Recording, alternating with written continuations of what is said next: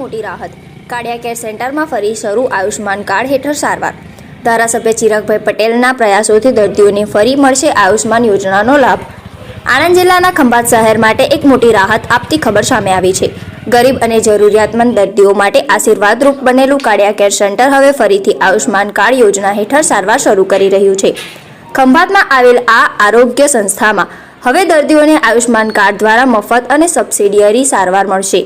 આ સુવિધા ફરી શરૂ કરવા પાછળ ખંભાતના લોકપ્રિય ધારાસભ્ય ચિરાગભાઈ પટેલના મહત્વપૂર્ણ પ્રયાસો ગણવામાં આવી રહ્યા છે। આ અંગે સંસ્થાના સેવાભાવી સેક્રેટરી યોગેશભાઈ ઉપાધ્યાયે માહિતી આપતા જણાવ્યું કે તારીખ 16 માર્ચ 2026થી કાળિયા કેર સેન્ટરમાં ફરીથી આયુષ્માન યોજના હેઠળ દર્દીઓની સારવાર શરૂ કરવામાં આવી છે। આ નિર્ણયથી ખંભાત ઉપરાંત આસપાસના ગામડાઓ તેમજ તારાપુર અને સોજિત્રા વિસ્તારના દર્દીઓ મોટી રાહત મળશે અને તેમને સારવાર માટે દૂર શહેરોમાં જવું નહીં પડે।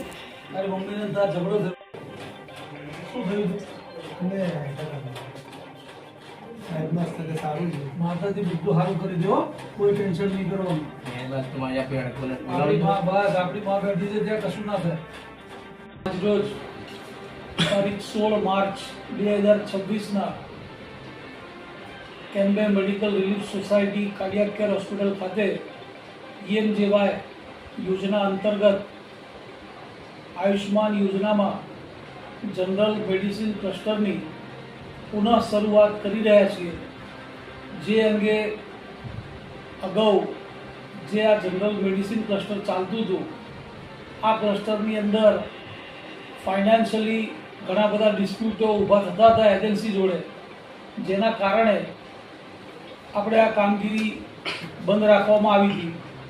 તે પુનઃ ચાલુ કરવા માટે ખંભાતના ધારાસભ્ય શ્રી ચિરાગભાઈ પટેલ અને અમારા તમામ ટ્રસ્ટીગણની સાથે સંયુક્ત ચર્ચા મંત્રણા થતાં તેઓએ એવી હૈયાધારણ આપી કે હવે પછી ભવિષ્યમાં હું છું ત્યાં સુધી તમને ફાઇનાન્શિયલી ક્યાંય ડિસ્પ્યુટ એજન્સી તરફથી થશે નહીં।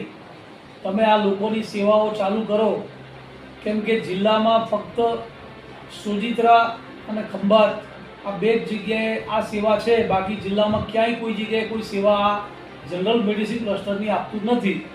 કેમ કે એમાં એજન્સીના ખૂબ તકલીફો અને વારા ઘડીએ અલગ અલગ મુદ્દાઓ ઉપસ્થિત કરી અને જે નાણાં સરકારે નિયત કર્યા એ નાણાં એ લોકો આપતા ન હતા અને એમાં પૈસા કાપતા હતા અને ક્લેમ રિજેક્ટ કરતા હતા, જેના કારણે આ બધું ઉપસ્થિત થયું હતું।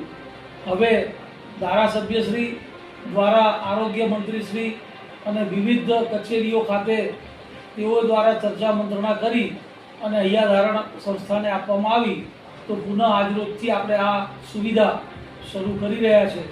તો નગરજનોને મારી નમ્ર વિનંતી છે કે આપે આ યોજનાનો લાભ લેવો જ જોઈએ।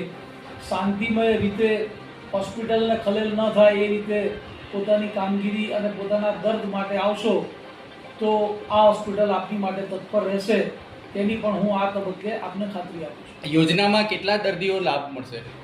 યોજનામાં જનરલ મેડિસિન ક્લસ્ટરમાં આપણા 10 ICU બેડ આપ્યા છે અને 6 બોર્ડમાં આપ્યા છે, એટલે ટોટલ 16 લોકોને અહીંયા સારવાર પર ડે મળી શકશે।